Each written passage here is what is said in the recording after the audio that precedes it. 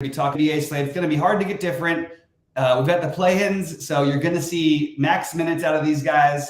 Not to mention that I think every team would rather play the 7 versus the 8. Well, you could argue in the East, it doesn't really. They're both just as tough. Although I think Miami can certainly play with Boston. But overall, look on this slate is try to find a way to get different, and it's going to be really, really hard to do. I would basically essentially treat the question marks like they're not even real. There's a few questionable things. That's not going to happen on this slate. So having said that, Sheets, any sort of, I have a strong take on the games, I guess a little more than most people. I just feel very confident in Miami winning, and I feel very confident confident in the Lakers winning, but I don't know about covering. I'm not sure where I stand on that one yet, but I really like Miami and the Lakers to come out on top tonight. Well, let me start with this as we head into the playoffs here. Everybody's got to just remember the NBA more than almost any sport. I mean, the difference between the regular season and the playoffs is just immeasurable. With respect to how much they lean on their guys.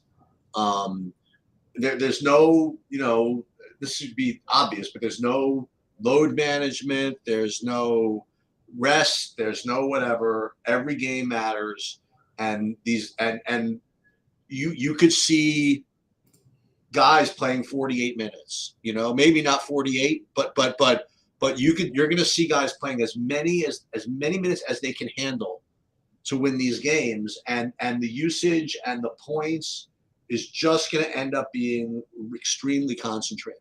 Now, with that said, I mean, listen, if there's a blowout, there's a blowout, and the reserves will get in there because they obviously all else being equal, you do want to rest guys, right? But you have to take care of business. You have to make sure you get your wins. And we have to remember that as we talk about the playoffs and think like, boy, I want to play like the reserve X because I just think he could have a good game based on his medium projection. You know what I mean? Like LeBron and AD, for example, they're not letting anybody shoot the ball. You know what I mean? I shouldn't say that because D'Angelo Russell's there, but conceptually, like the best guys on the team are going to put the team on their backs if at all possible. Yeah. Guys like, and we'll get to it. Guys like Jimmy Butler. Guys like. We talked about it the other day. Donovan Mitchell, like guys like that are going to attempt to put the game on their back. So whatever median projection people are coming up with is probably too low for guys like this. And that's just, I guess, just something to kind of keep in mind. Yeah, absolutely. Well, let's pull up your screen real quick. We'll just go through the games here because that's the best way to do it. So what are the spreads in these games, by the way? So you've got I'm trying to get the official one. Okay, so Miami being only 5 feels kind of low, and the Lakers are 8.5. Lakers are 8.5 point favorite.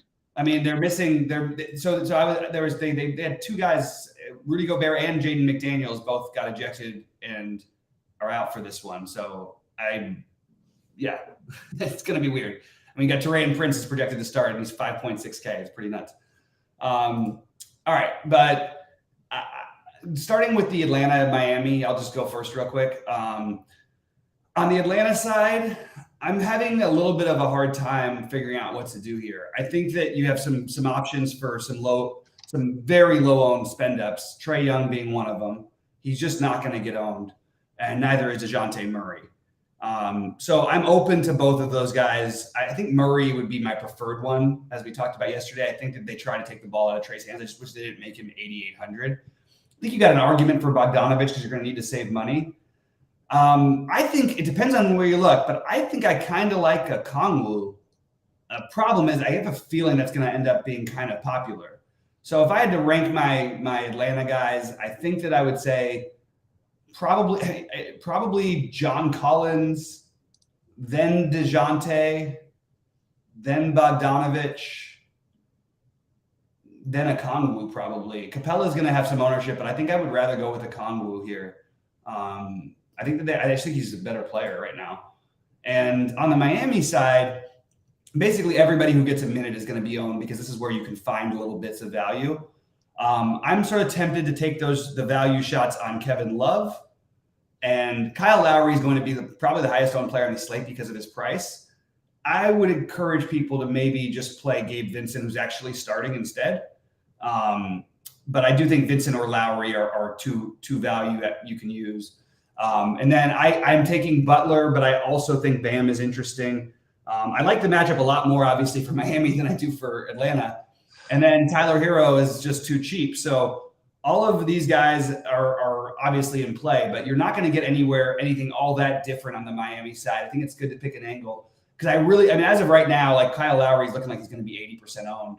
And I don't think that you have to do that with Gabe Vincent with a 3-point differential in the projection and Gabe Vincent at 1/3 the ownership. I think that's what I would be inclined to do, especially because he's starting. I don't love either of them. It's not fun to play Gabe Vincent. He could be out there for a bunch of minutes and do nothing, but that's how Kyle Lowry is too. So just given the ownership factor, I'll play him, but probably it's going to want you to build like 2 Miami guys, like one of Butler and Hero or Bam. I guess that Hero is probably the more obvious play. So maybe you play Bam instead. I think he's a little lower owned, but I do think you're playing one of those guys with Jimmy Butler. And I think it's a very logical way to build.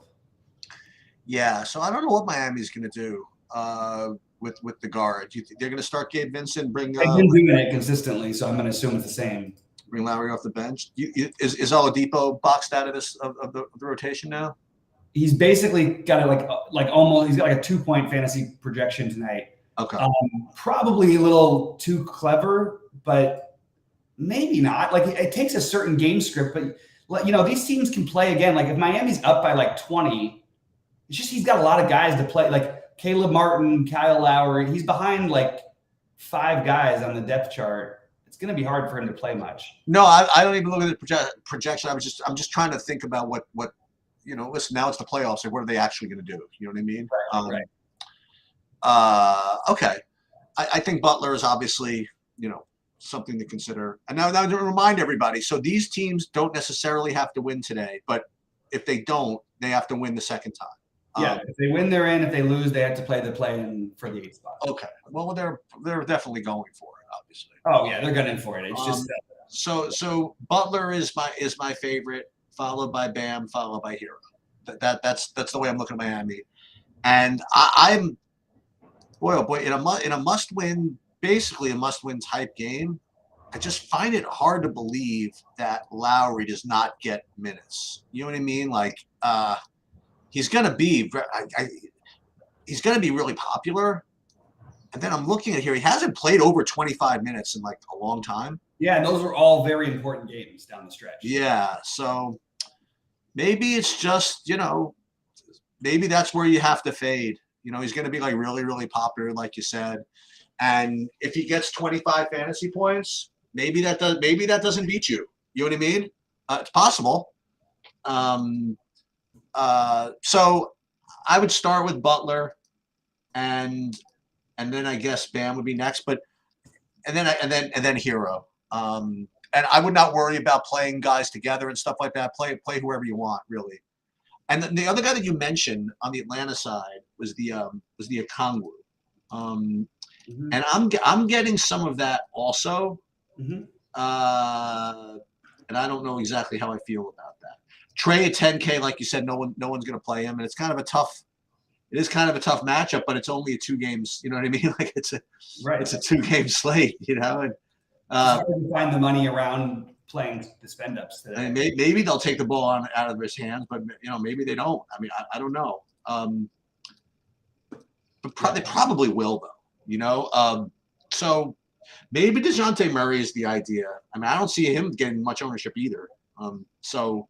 Maybe DeJounte Murray or Bogdanovich is the play. Now, as far as other values, again, like a 2-game slate, I think DeAndre Hunter is going to get just a ton of minutes here, just because they need defense in games like this. I don't know if he's going to be, they don't want to rely on him for scoring or anything like that. So I don't know how many fantasy points he can get as a result. But maybe it's enough minutes where maybe it keeps Bogdanovich from getting on there too much. I don't know. I'm trying to, again, I think it's kind of fun for playoffs is to kind of figure out game scripts a little bit and see what these teams are willing to do. Playoffs, I agree. I feel like play-ins are much more difficult. Okay. Just because I think that it doesn't necessarily need to be an all or nothing. Like if Minnesota's down by 25 in the third, I mean, what's that? Yeah. So I think they will be will be okay packing it in, knowing they get 2 players back for the next game and they get to host it. So yeah. Speaking of which, of the Minnesota, look, early in the season, I watched Cat destroy Anthony Davis twice, and I thought Anthony Davis like literally looked like he was done. He's played great, Anthony Davis, lately. I am completely good with whichever one people want to choose between Cat and Edwards. As of right now, I think I have Cat as the preferred one. And I think that you could play a game script with this game and say, okay, it has to be one of Nickeil Alexander-Walker, Jalen Noel. The problem is there's 3 guys who are all projected to eat up the usage, but it's not going to go that way. Nickeil Alexander-Walker, Jalen Noel, and Jordan McLaughlin. I would side with Noel, assuming that he's healthy. He's a Q tag, and I think it's a genuine Q.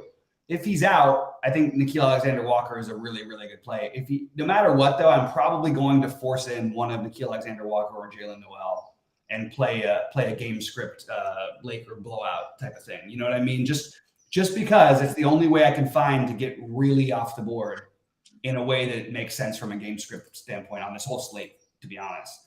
The Lakers are priced up for different reasons in so many spots. It's really hard to justify a lot of these things. And you're going to have like an unowned LeBron James. You're going to have an unowned Anthony Davis. They're really unowned Anthony Davis.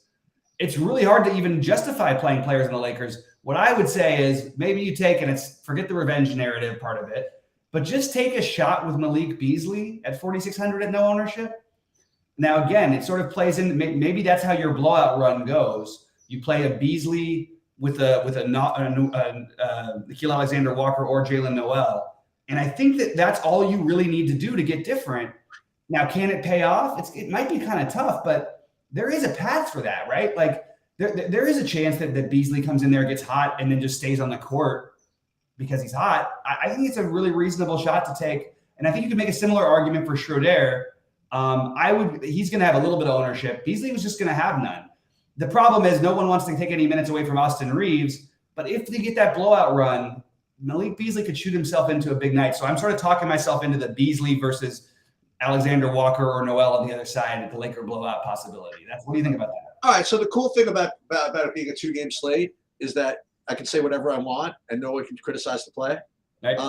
So I'm going to go with a direct price pivot, or almost a direct price pivot off of Lowry, different position, but I'm going to go with Rui Hachimura at 4,100. I've just seen him put up fantasy points before, and I think he's a guy that they would leave in. You know what I mean? Like if it was a blowout as well. Yeah, he may not play other than that, but they definitely would leave him in. He's really. I would say he's like 9th in the depth chart for them in real. But he's over 20 minutes every game. He's been over 20 minutes some of the games. That was he had the overtime game against Utah. That's true. Yeah, fair enough. 2 games. I'm gonna tell you 2 games. Yeah, fair enough. I mean, 2 games and save money. You know what I mean? Whatever. So I think the Cat's the best play on the slate with price and all that stuff. I have no problem playing Cat and Edwards together. I also have no problem stacking this game if I can figure out how to do it. You know, really hard to do. You know, like I just put in, for example, just whatever 3 of them. I put in Conley, Edwards, Towns, and I played Davis, Hachimura, and still I'm 3,300. Yeah, per man. So that's obviously going to be somewhat tough. But instead of Davis, for fun, what does LeBron do for me? He saves me only 300, right? So not doesn't really help me all that much. I think that if this game stays close, this game is going to score a lot more points than the Atlanta-Miami game. You know what's funny is the totals are actually very similar. Are they really? Miami's defense is not quite what it used to be, and the Lakers' defense has been one of the best in basketball lately. So just throwing that out there. Okay. Not quite it's amazing for that to be the case with D'Angelo Russell and LeBron James on the court. Yeah. I mean, well, Anthony Davis, if he played enough games, there's a lot of talk. He and Vanderbilt and even Reeves to some extent, but he and Vanderbilt especially just make you a totally different team defensively because they're so switchable and they can sort of they can both guard like a guy and a half, which is sort of what you need to do when LeBron and D'Angelo Russell are out there. I don't mind your Rui idea. I like the Beasley idea. You go on for Rui, it's fine with me. They're similar types of thought processes. What I like about Beasley is he's got multiple avenues, and he can absolutely, get there with LeBron and the other guys on the court if he gets hot. He's just that kind of a heat check guy. Just harder for me to envision the Rui stuff. And I think that Vanderbilt against his former team is going to play a decent number of minutes at least. Depending on who they'll probably put him on Kyle Anderson. I guess they put him on Edwards. It's interesting to try and figure out some of these. The one thing that's weird is that because they're so short in Minnesota, like if there is any foul trouble to Karl Anthony Towns, the other thing we didn't talk about is the fact that either Luka Garza or Nathan Knight will probably end up getting minutes if he's in foul trouble, because to match up with AD, who they don't, the next biggest guy they have, and put Kyle Anderson as their 5. They could try that. It's going to be tough. So those would be two other weird. That's exactly what I had fired up here to talk about next. Is Nathan Knight and Luka Garza. So which of these guys would you imagine would be the direct backup? Neither. The direct backup is Kyle Anderson. So Anderson would play 5. Okay. Yeah, I mean that's what they've done. And it's always hard when you look at guys who haven't played a minute in a while. I don't even have Luka Garza on here. Is he even on the roster for tonight? I don't know what's going on. I gotta have to double check that before live. But so who else can get blowout run here? So can Lonnie Walker get back into the rotation or no? No, I mean not enough to where I'm gonna take Troy Brown Jr. No, I mean that's the kind of guy you want to play when he's playing with the studs, but. Yeah, it's possible. Troy Brown, but it's just like I wouldn't want to play no usage guys in that kind of blowout run necessarily, because somebody's going to have the ball. I'd rather play the guys who have the ball, which would be Beasley. I mean, Lonnie Walker is the 7th guard they have, like 6th. Right.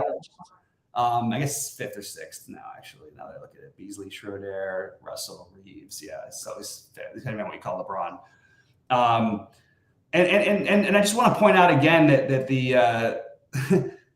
Let me just see Karl Anthony Towns really quick, because I think that I'm just trying to find if there's any way I can get anything. What is interesting is they have all these guards, and nobody's playing any of the guards. And there's a chance that they could go small and Taurean Prince gets played out. Maybe.